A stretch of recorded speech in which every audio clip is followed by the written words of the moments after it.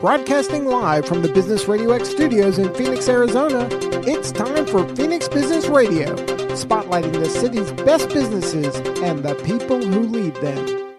Welcome, everyone, to Project Management Office Hours. We are the #1 live project management radio show in the U.S., broadcasting to you from the Phoenix Business Radio X studios in Tempe, Arizona.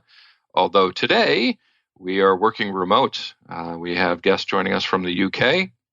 I'm working out of the home office, and our team is working out of the studio in Tempe.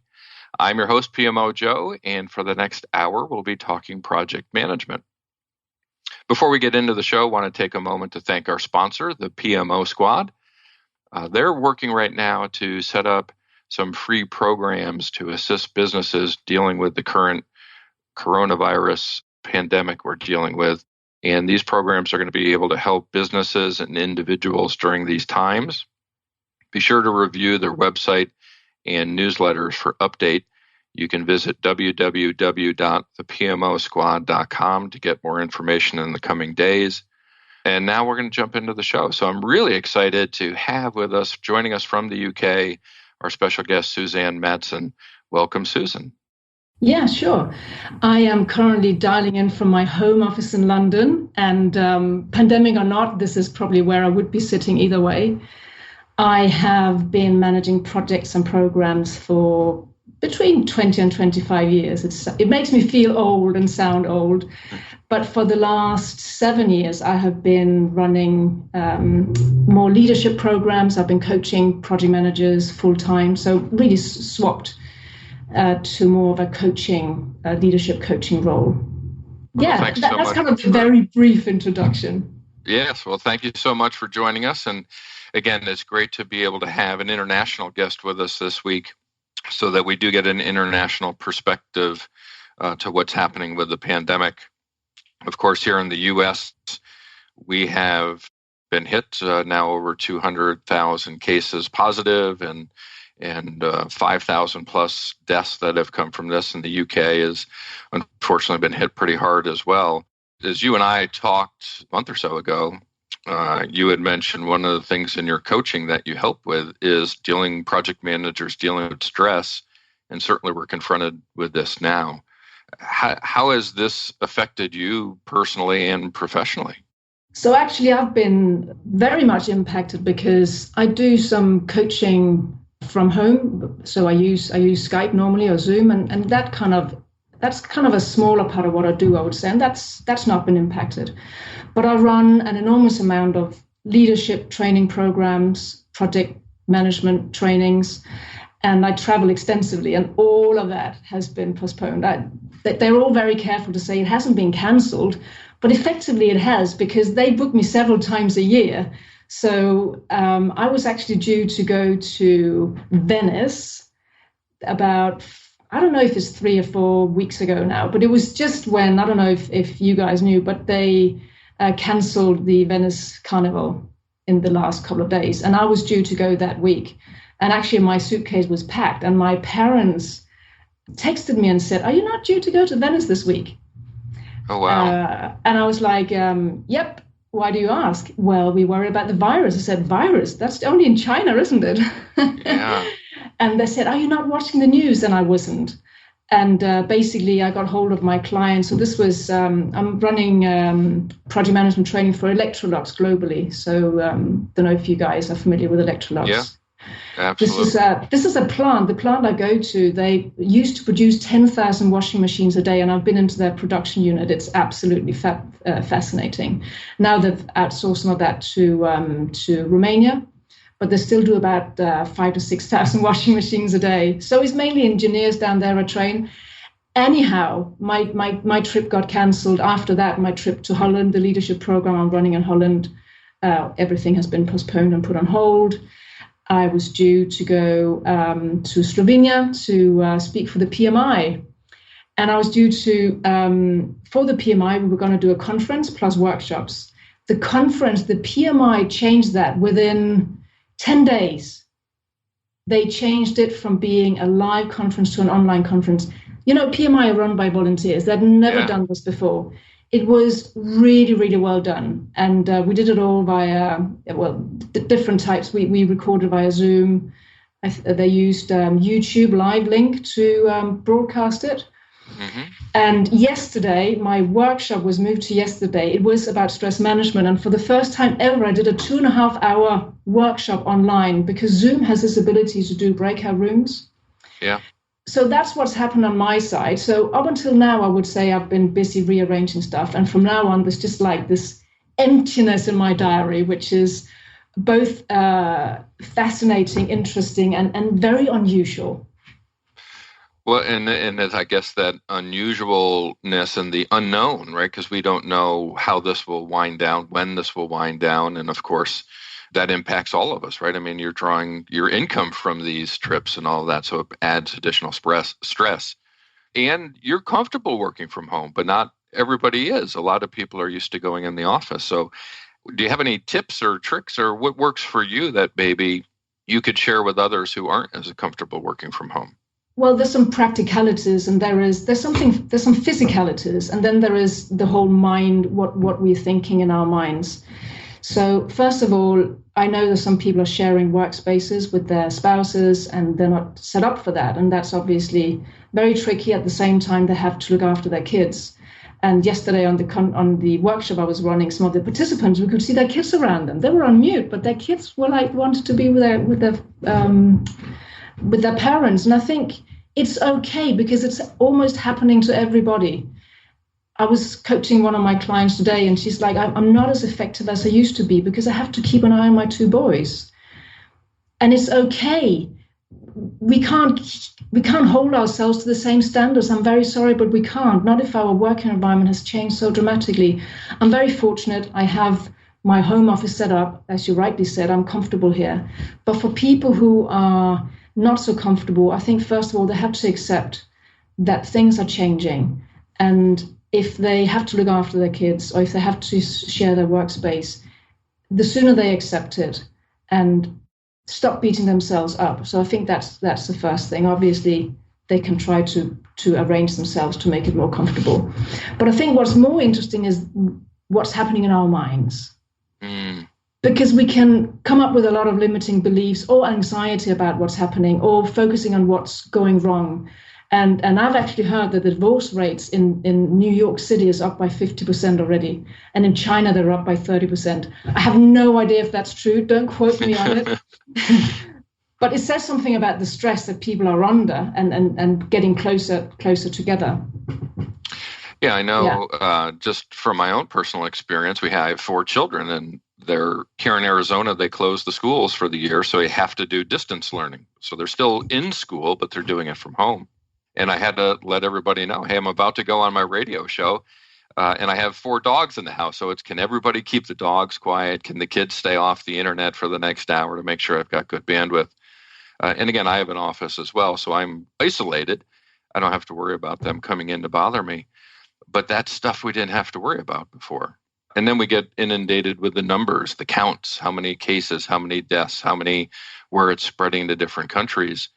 So I started each morning now going on a walk without looking at my phone so that at least I know I'm not waking up to numbers that are going to impact my day and increase the stress and anxiety.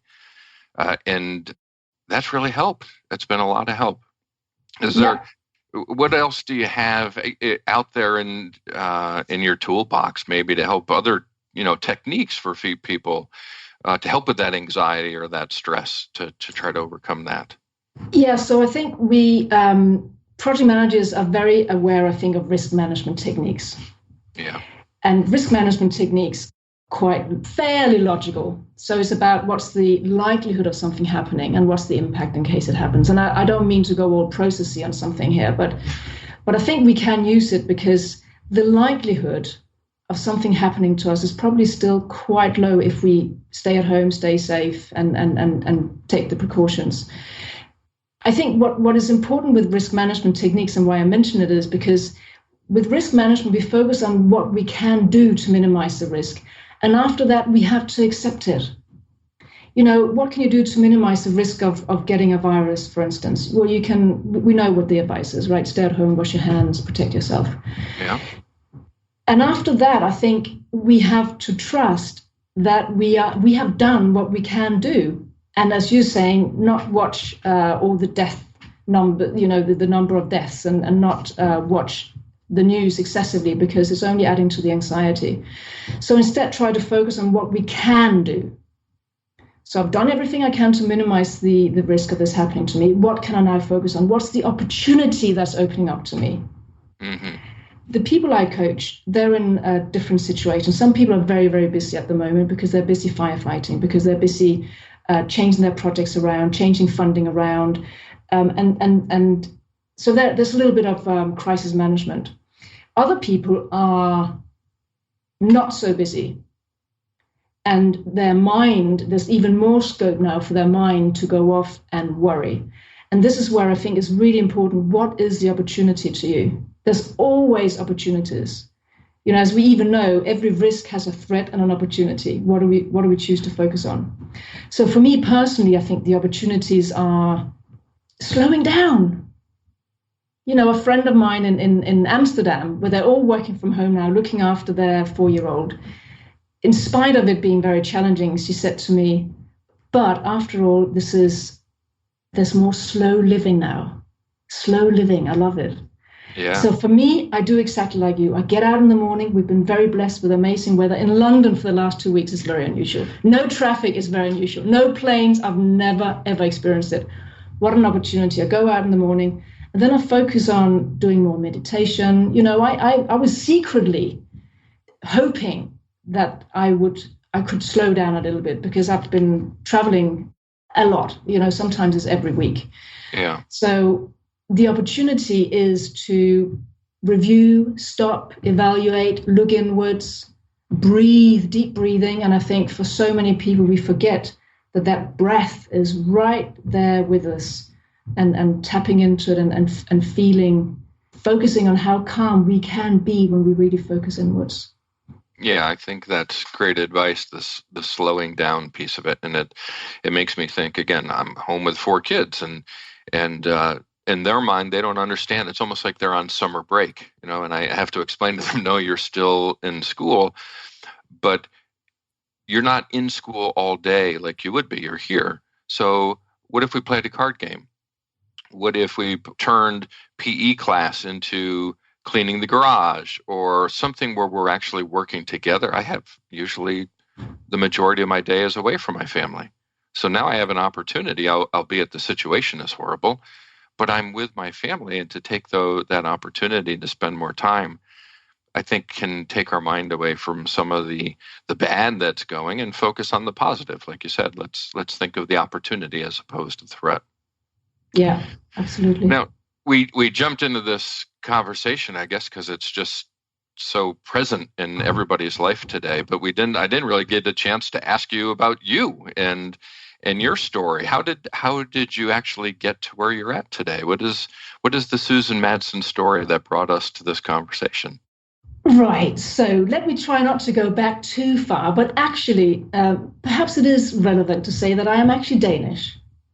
And I have lived in England for 20 years. And I've been a project manager for all of those years. In the beginning, it was consulting. Then I started working in finance, always as a project and program manager. And let's just go back like about 10 years to the last financial crisis. Just before 2006, 2008, I was running the biggest program for the investment bank where I was working. And it was unbelievably stressful, talking about stress. But I was very lucky. Towards the end of the program, actually, I went on a leadership course. It was a 5-day residential course. And will you believe it? It took place the same week as the Lehman Brothers went bust. I think it was early September 2008. Oh. I remember it very clearly because we had stress like we have stress today. I can only imagine. And everything collapsed. The banks collapsed, and nobody knew what was going to happen. But what I remember from that leadership course was that it was the first time I was coached. It was such an unbelievably powerful experience to me, because I came to this coaching conversation, which was just 1 hour long, with, I'm stressed, help me out, what should I do? And the person who was coaching me did nothing but ask me some insightful questions that really made me reflect. And at the end of the 1 hour, I had a complete aha moment, which has carried me through to today, actually, because that aha moment wasn't that I knew exactly what to do or how to manage my overwhelm. It was more a deep feeling of, wow, I can change something. And what I realized was, if I decide to go home at 5 o'clock or 6 o'clock, I can do it. It's only my mind holding me back. It's all in my mind. And that was this mind-boggling, very empowering thought that came up in me. So I left this 5-day leadership course feeling very empowered with a couple of insights. Number one, project managers need leadership. Number two, coaching is magical. And I went off, I enrolled myself in a free 2-day weekend course. At the end of the course, I'd spent £5,000 signing up to the whole program, which is probably what, $7,000 or something like that. Right about that, yeah. And I thought I'd been brainwashed. I was very worried. But as it turned out, it was one of the best decisions. So I became a coach. I started coaching my fellow project managers in the bank. And whilst I was still doing my day job. So I had this test bed. I could use the meeting rooms to coach. And little by little, one step after the other, I began to write my first book because the people I was coaching, they were like, can you not put this down somehow, write it? You know, you're asking so many questions. Can I not get it in a different format? So everything grew from that, really. Well, it's I think part of your story, I think we can all relate to, right? Dealing with the stresses of projects and trying to find relief of how to overcome that. And then having an aha moment in your career that then you change. For me, similar about 7 years ago, was tired of corporate America, not because of what I was doing, but I always had organizational leaders who didn't really understand project management. So it was always a fight to try to get the type of support that we needed to be able to execute on projects which they approved, right? We were just executing for what they approved, but they wouldn't give us the support we need. And we'd always request for us to bring in consultants to help us. And I was like, why do you want us to bring in a consultant? You have a team right here that's willing to help. And it was one of those sessions where I had the aha moment of, why am I not one of these consultants? My own organization is willing to pay more money to bring in an outside perspective rather than listening to our internal perspective. It's time for me to leave corporate America and go work with organizations who want to value the experience that we have. So not the same story as yours, but a similar aha moment brings me to a career change. And then you go along with that and you see where it brings you. And now you have a radio show, right? I mean, the unknown things happen. And that makes me very curious to ask you, Joe, because when you make such a change, surely there must have been some fear as well, because I had some fears. You've had this corporate paycheck for a long time. And I know how I overcame my fear. How did you overcome your fear, if you had one, of this newness and earning money doing your new, being a consultant? Yeah, I mean, it was full of fear. I was the sole provider for our family. My wife was a stay-at-home mom. Again, we had 4 children, so some of them were still rather young at the time. And the first way I overcame the fear, before I even started the gig, as a consultant, was getting my wife's buy-in that she was okay to take the journey with me. So I didn't have to wonder, if I fail, how is my spouse going to react to this? And her message to me was simple. She said, Joe, just don't fail. Right? I mean, she kind of put it in simplest terms as, you've always been successful at what you've done. You've been able to climb the corporate ladder. You were a successful athlete before you did all of that. Everything you've done, you've gone in fully committed to be successful. So just go in with that mindset, and I trust you. I support you. We're going to make that work. And so getting her to say that before I started helped alleviate some of the stresses. Wonderful. But then as you take on employees, I started out as an individual, but then when you take on employees, now it's a bigger stress because, periods that we're in right now, you have to worry about, how am I going to support those other families? How are we going to make sure that they're taken care of, right? That we're treating them the right way. sometimes you can't do that, and that creates a different stress, right? Then beyond just the project, it's the organizational stress you have to deal with. From you and your perspective, as you've dealt with this, you said you've written some books on this. I mean, what are we want people to go buy those books, of course, but what are some nuggets that you can share with them that are a bit of a teaser that would want us to go out there and learn more what you have in that book, or books rather?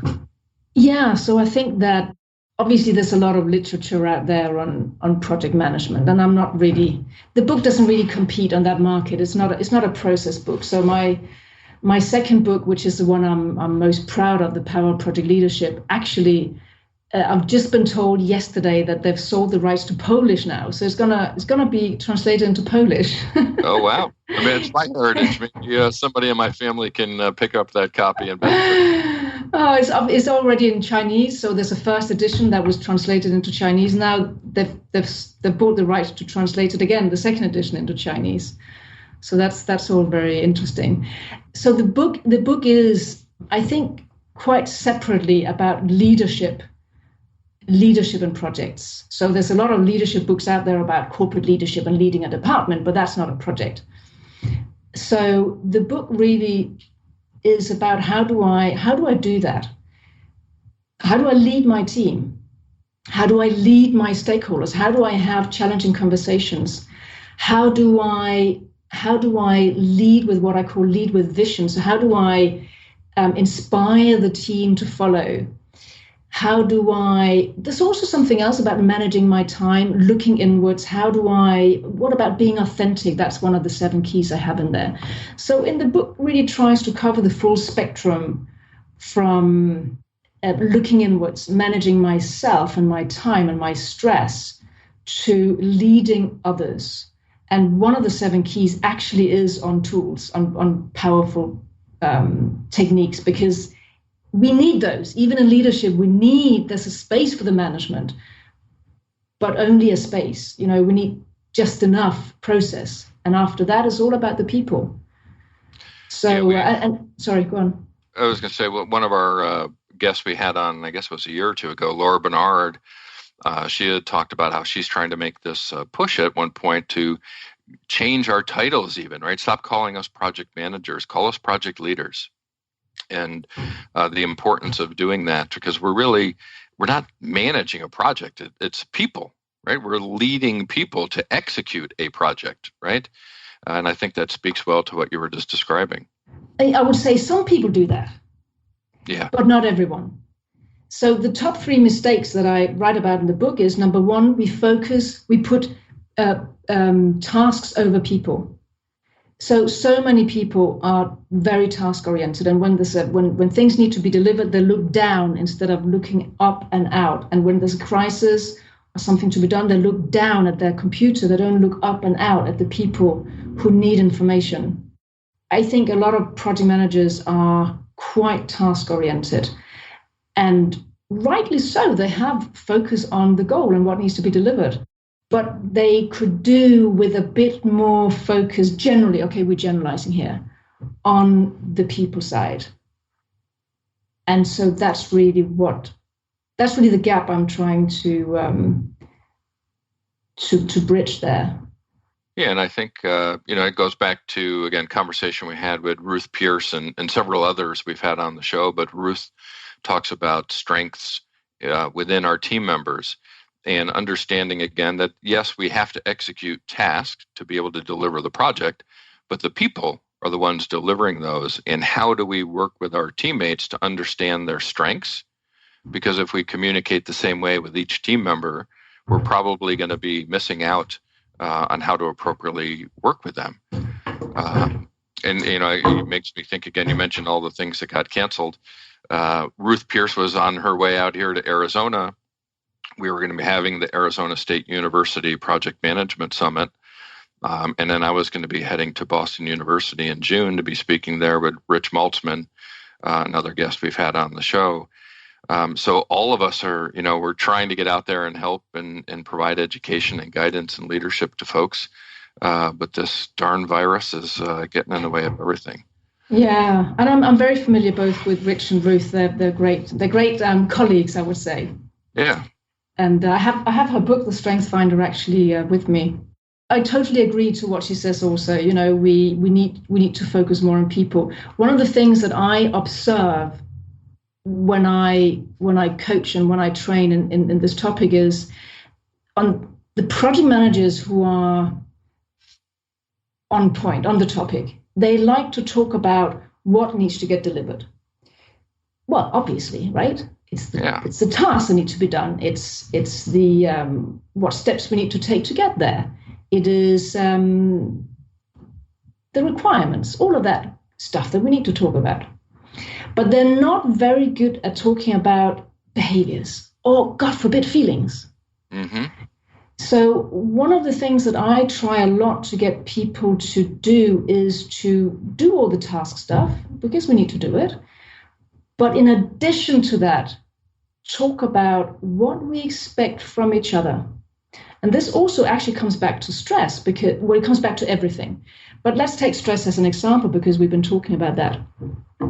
One thing I often say to people with stress is you need to set your own ground rules. You need to set your own boundaries. You've got to understand what you say yes to, what you say no to, what times you want to work, what time do you close your laptop, during which times do you check your email, etc. Everybody's got to have their own ground rules. But what's also interesting is setting those ground rules with the team. What kind of culture do we want?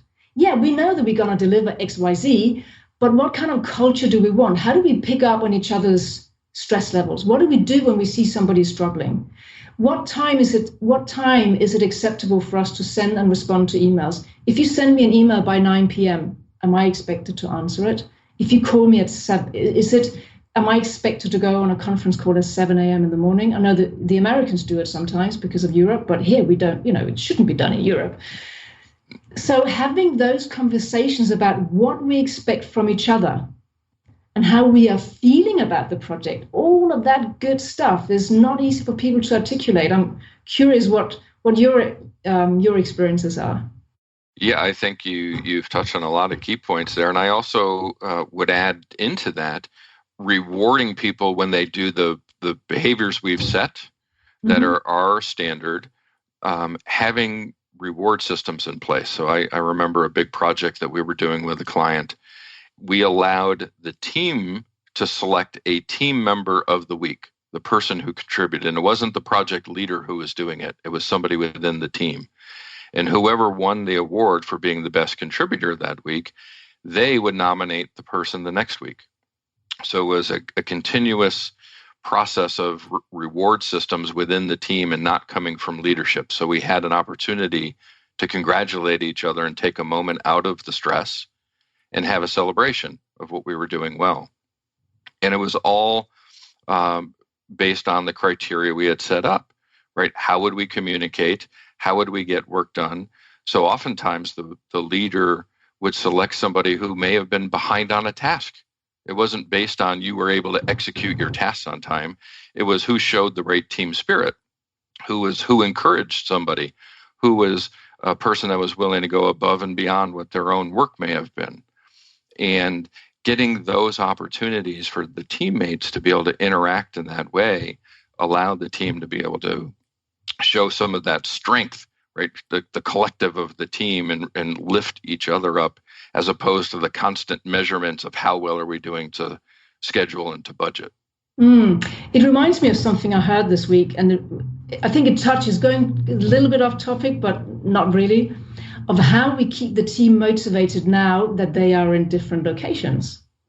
Some teams obviously have been working remotely for a while, so it's they're used to it. But still, it begs the question, how do we, especially if we're not used to it, keep people connected with each other, not physically connected, like not technically connected, but kind of more emotionally connected. And what I heard, well, let me first share with you what I did many years ago to work with remote teams. So I was obviously located in London. I had a team, I think 3 different locations in India, and a team in Belfast in Northern Ireland. So what I asked everybody, and I think we were about over 20 people across those locations. And I asked everybody to send me a picture of themselves and a little blurb about what they were doing in their spare time, strictly only in their spare time. And these were people who had never met in person. And I put together a PowerPoint presentation, just with, let's say, 3 people per slide, picture and what they like to do in their spare time. And it became such a talking point because it turned out that we had 2 people who wanted to cross the Atlantic. We had several people who'd done skydiving, and we had one person who could play 21 instruments. Oh, wow. And, I still remember today, 10 years later, because it was funny, it was interesting, and it was personal. And we gave it to our business sponsor because she kept saying, why do we need all those developers in India? Can't you just cut some of them? She had no relationship. She hadn't seen a picture of them. So that was what I used to do. But I heard another tip this week on a call. And what the person said was, he'd asked everybody from his team to share a picture, any picture, could be anything. So on a call, one person at a time, so one call, it would be one person, next call, it would be another person. So they did a rotation. And the person could talk about whatever they wanted. And I remember they expected this person who was an ex-army officer to talk about his days in the army, but he didn't. He showed a picture of his wife and he talked about how they met or whatever. And the idea is that people connect with something that's personal and you reach out to others, you share something. I've read a lot about high-performing teams. And one of the differences between a high-performing team and a not-so-high-performing team, there are many differences, but one of them is that in a high-performing team, we care about each other's goals, not just work goals, but personal goals. So if you want to run a marathon, I'm interested in that. The team might set up a way to track your progress towards the marathon. If you want to lose weight, and I think that's so wonderful is when people really connect and they have those common, they're interested in each other and track personal goals. I think that's wonderful. Yeah, I relate to that. That's why we created within the PMO squad, right? We created our signature product, the purpose-driven PMO. And that's to bring the organization and the team members together to a common purpose, right? Because so often we get focused on executing projects, and the projects, of course, there's a purpose to doing the project, but the project is usually a symptom or a fix for what the underlying purpose may be. I tell this story when I go talk often about a organization that produces heart stents that go into your heart. And the leaders of that organization were concerned because their production had kind of plateaued. They weren't getting the same output, the growth and output that they wanted to. So they brought in a consulting firm to work with them, paid a large amount of money to bring the consultants in. And at the end of 2 months worth of work, they asked the consultants, what's your solution? How are we going to be able to get on an upward slope again? And the advice of the consultants were, we want you to create 2 posters. We want to have a poster at the entrance where your employees walk in and a poster in your break room where everybody sits and has their lunch. And they said, well, we paid you all of this money for 2 posters. Why are you giving us that? And he said, because people forgot why they're producing the heart stents. Mm-hmm. What you haven't asked me is what's on the poster. And they said, okay, well, Bite, what do you want us to put on the poster? Thinking it's going to be some slogan or something. And I said, simply, we want you to go out and take pictures of people who have received your heart stent mm-hmm. and it saved their life. Yeah. And we'll take it one step further. Have any of your employees received a heart stent that helped save their life? And we want you to put those pictures up. And every day when people enter and leave and when they have lunch or their break, they're going to be remembered what the purpose is of this company.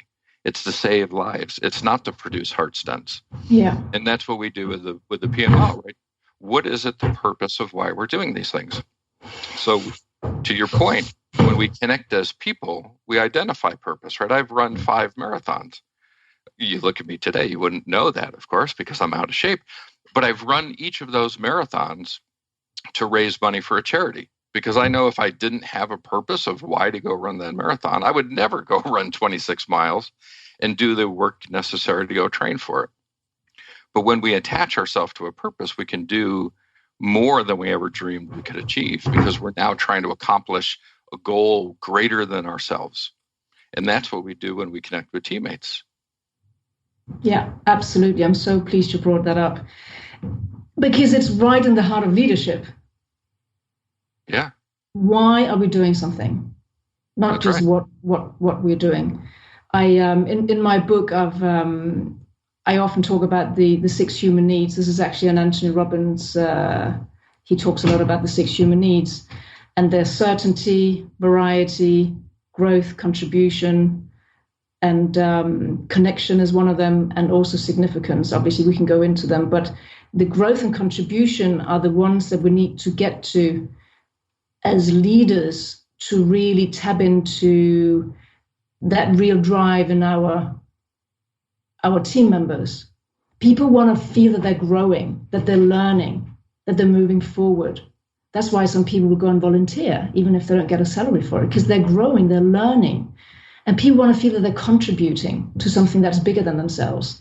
And I think when you see images of users using what you produced in any field, then you're feeling that you're contributing. And the interesting thing about finance is that finance, especially after the financial crisis, it was a really bad word. If you were a banker, you were really evil. And I must say, I've never been a banker. I was working in technology and finance. That's how bad the image is, right? Sure.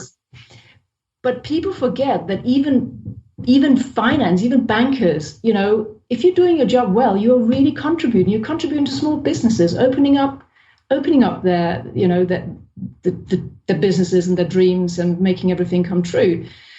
It makes the world go around. So reminding people exactly of that, the purpose, what they're contributing to is so important, really important. And too many people look down, they look at the tasks and the output instead of why we're doing it. Yeah, we helped a company recently. They purchase homes, redo those homes, and then offer them not for resale, but for people to rent who previously could only rent an apartment, and they've never been able to own or rather rent a home. And I interviewed 32 different people within their organization, and I asked all of them, several questions which were consistent regardless of their role. And I asked them, why does your company exist? And only one person said to provide safety to people who previously felt unsafe where they lived. And I went back afterwards and asked the other 31 people, do you feel that your company does this? And every one of them lit up. Yes, that's exactly what we do. That is our purpose. That's why we exist. And again, mind you, we're trying to implement a PMO, but what we're trying to do is to get a PMO that is showing them that the projects they're doing are not to implement a CRM system or an accounting system or whatever it may be. It's to be able to provide safety to the single mother who is escaping an abusive relationship with 2 children who's never been able to have been in a home of her own. Yeah. And when you think that you're executing projects to do that, now you're building a PMO around purpose, right? Giving the organization and the people a cause of why they want to go forward. And that's why, again, with purpose-driven PMO, we're able to see stickiness better than we have in kind of the business-minded traditional PMO that's out there. We're bringing the human element into the projects. And if people could see us right now, they would know that none of us are millennials. But yes. I think it's even more true for millennials and the younger generations that they want that purpose, and they don't hesitate these days. They just swap jobs. I mean, they don't have. Our generation probably is also not that loyal, but they're even less loyal. I mean, a year in a company and maybe they move on. I don't know what kind of retention rates you have personally in your company. Yeah, I think we're a little bit stronger than that, primarily just because I think we've tried to internalize within our company what we preach to our clients, right? What's our purpose, and give people a reason to want to stay with us and know, right? We sponsor and support veterans organizations because we want to give back to the community. We do this radio show because we want to give back to the project management community. We partner with the local PMI chapters because we want to give back to the community. So we're trying to internalize the purpose that we have, which is to empower people to deliver results. So we do that within our own organization as well, to empower them to know what is the result you're looking for, and we will empower you to do that. So we've had some pretty good success with that, I think.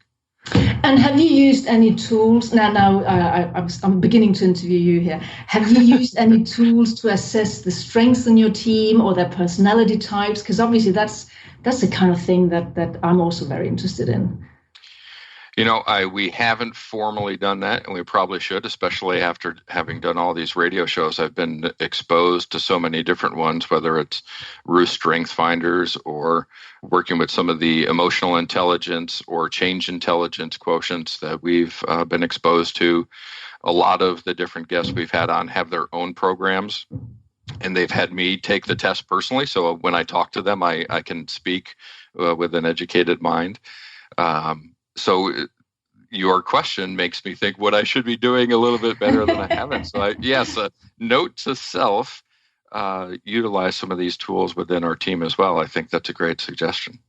And some of them, there are so many out there, and some of them are inexpensive or free. I mean, the DISC personality assessment, there are free versions, although with a little bit of just a small investment, you get people's profile. They get a report sent to them based on some questions, which is quite fascinating. On one of the leadership programs I'm running in Holland, we use a tool called Insights, which is a little bit more expensive, and it gives you a very extensive report. And I think that 95% of people who get a report, they say, "Oh my God, how could they write that? How did they know?" And we always ask them, did you show it to your spouse? Mostly it's their wives, because in construction, they're mostly men who take this test in the program.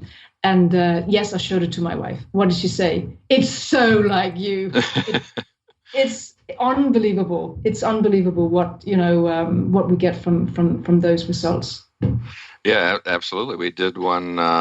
We had a guest on, I guess it was probably about 3-4 months ago. And I did that test, and it said, "Here's the type of person you are, or leader that you are." And I showed my wife, and she said, "I could have told you that without taking a test."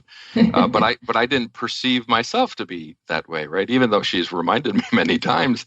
I think we go behave and work and in our projects, in our leadership, in a way that we eventually become comfortable in, because that's kind of where we don't want to step outside of our normal box. Mm-hmm. But when we take these exams and we understand how others perceive us, it then takes us out of that comfort zone and gives us an opportunity to grow, right? Again, what I've learned from other guests is we don't grow when we're within our comfort. We grow when we step outside those comfort zones. And I think as project managers, what we need to understand, right, is that's not just for us, the PM, but for our team members. Yeah, and exactly. How do we take advantage of that? Yeah. And also I would say the role of giving feedback, because I may feel very comfortable being in my comfort zone. Of course, we would be that. But am I conscious of it? Am I aware of what you just said? I grow better when I'm being stretched a little bit. To some people it's natural, but to others it's not. And oftentimes we need a bit of feedback about what other people see us doing well and where they feel that we can stretch, or the areas where they feel we could do with improving some aspects. I'm trying to be very gentle with my language here, because feedback always has to be delivered in a way that is constructive and not kind of, "Oh, you bad at doing presentations." I mean, people are going to be mortified. Well, yeah, that takes me back to my master's degree in communication, right? How did I end up a project manager? I'm supposed to be a communications expert. But I shouldn't say always, because then I'm overgeneralizing again, but generally communication is a two-way street, right? It's somebody communicating and somebody receiving the communication. The communicators usually fail to recognize the message we're sending as being received. And we're supposed to be communicating how it's being received, right? So we don't account for how the person's going to receive the message. And we think, well, that's just the person I am. Well, the way we should attack that is, who's the person receiving? And my message should change based on them, not them adjusting to the message I'm trying to send. Mm. And as project managers, right, I think that's something that again, why Ruth and others who have these evaluations to learn our team members, because when I have to give a message, it may be a consistent message to 5 different people, but if those 5 different people are receiving it differently, did I do my job communicating it? Yeah, yeah. Which actually, the saying about treat people the way you want to be treated yourself, well, is that so true? It's better to say treat people the way they want to be treated, because you're quite right. Adaptive leadership is all about trying to understand. We can't fully understand others. Of course, we're not in their head, but trying to understand what's going on for them, trying to understand what's important to them.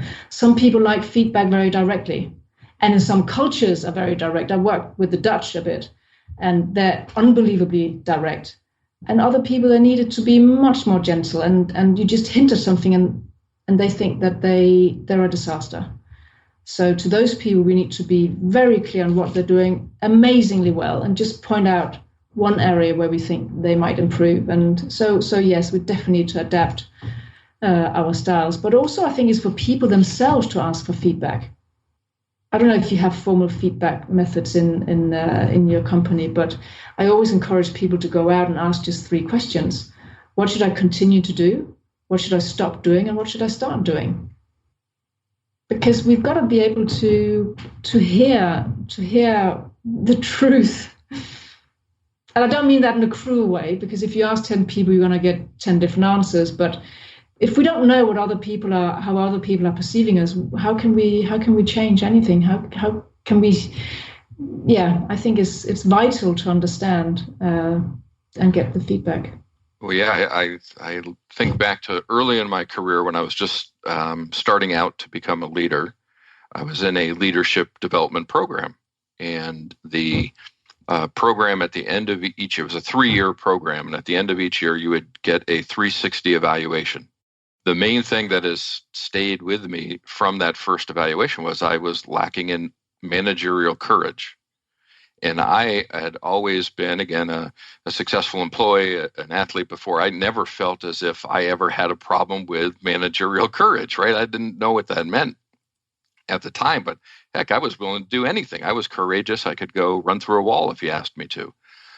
But what I didn't know until I got the feedback is what managerial courage actually meant as a leader. And in those that feedback, which many could have taken to be negative, actually ended up probably helping me grow my career faster, because it helped me understand where my deficiencies were, and it was something that I could improve upon. Right? It didn't take much energy for me to, take it to the next level. But I wouldn't if if nobody gave me that feedback, I never would have known. Oh, it makes me think of a very similar story.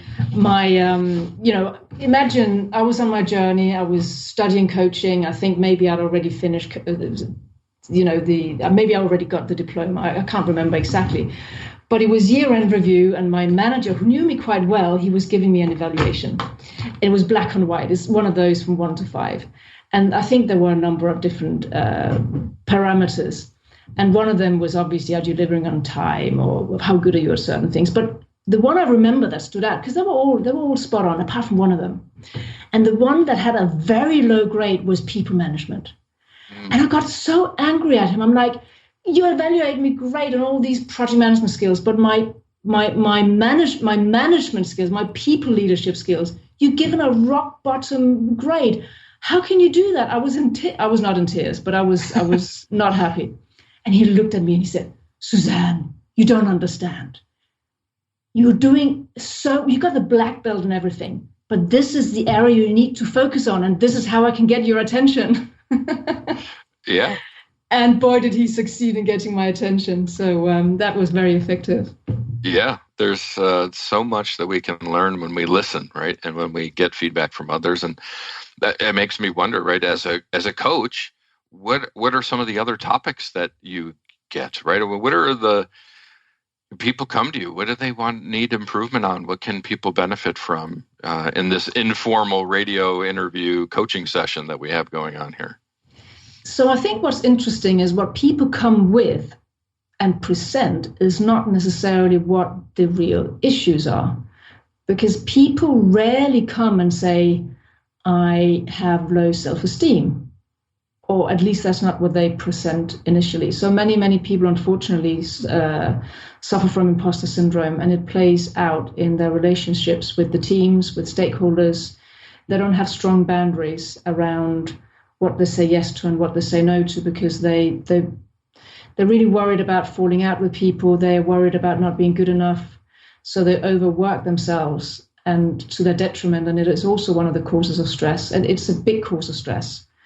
And actually, there are certain personality types that really value the relationship rather than getting things done, who are very keen to please. It's not necessarily linked to low self-esteem, but sometimes they play themselves out in the same way. That's an interesting one. Oh, that's your dog there. I'm pleased we get some evidence of one of your 4 dogs.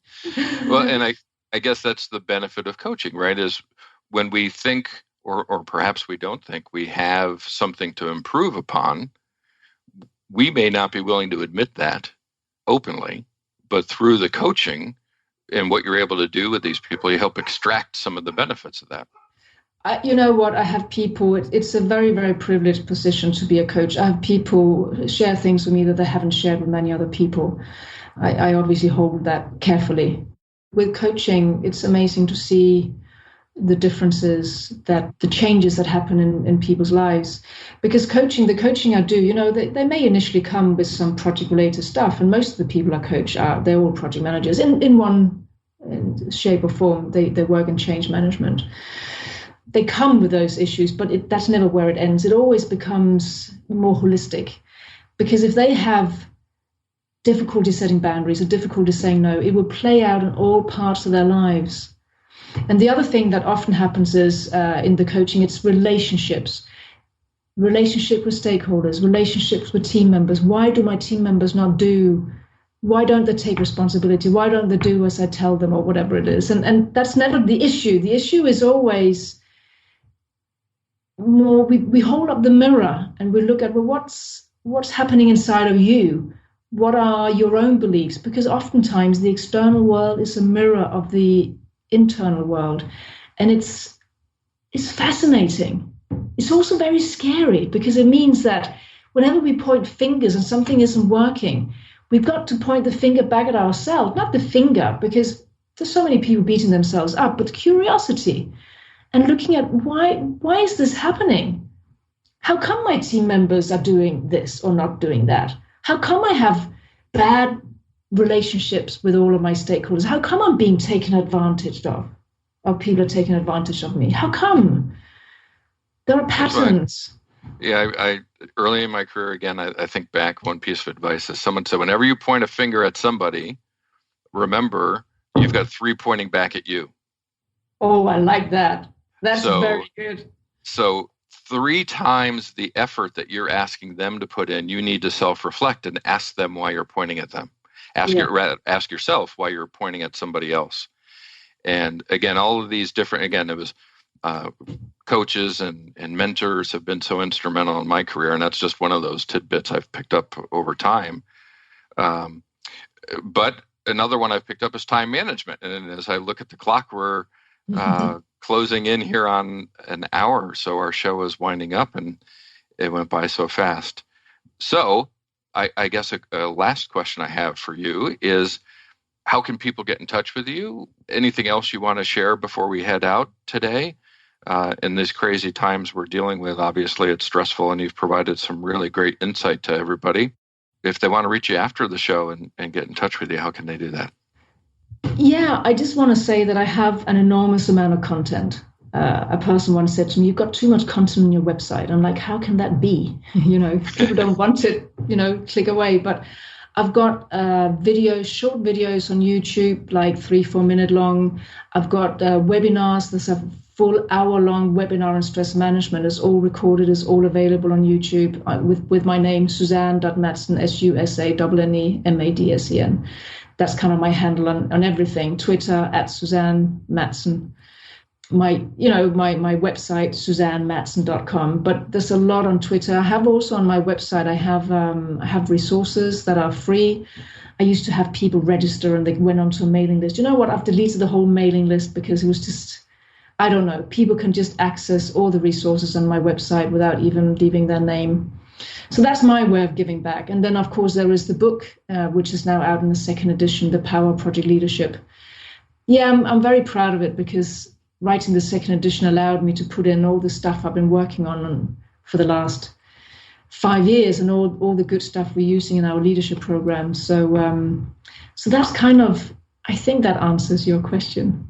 Yes, well, thank you so much for joining us, and thank you for the contributions that you're making to our industry. I think people who are working to help us as people are going to improve our profession more than textbooks on how to do processes the right way, because after all, we are a people-driven profession. So thank you so much for what you're doing for all of us. Thank you so much for joining us. It's been a treat to get to know you a little bit better.